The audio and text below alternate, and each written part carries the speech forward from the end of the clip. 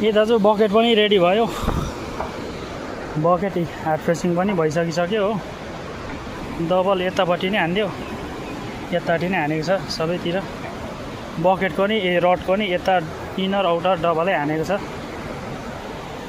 यता भित्रीपट्टि पनि छ, यता बाहिरीपट्टि पनि मजाले हानिदिएको छ। बकेटको दाँता पनि लगाएको नयाँ। एउटा दाँता चाहिँ पठाउनु भएन रहेछ तपाईँले, यहाँको दाँता चाहिँ छैन। यो पनि अब अरू सबै रेडी भयो। अन्त पिनहरू लगाइसक्यो। यता यो डोमी लक चाहिँ दुइटै थिएन रहेछ र चाहिँ दुइटै यहाँ बनाएर लगाएको डोमी लक।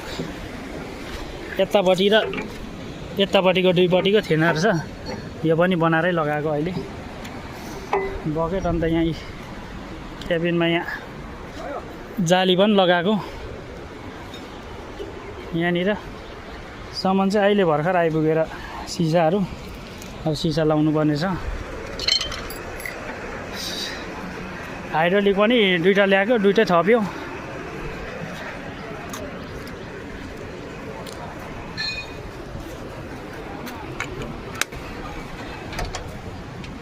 ए राम्रो देख्दैन यो, यहाँ छ हाइड्रोलिक चाहिँ हो। हाइड्रोलिक पनि थप्यो। उफ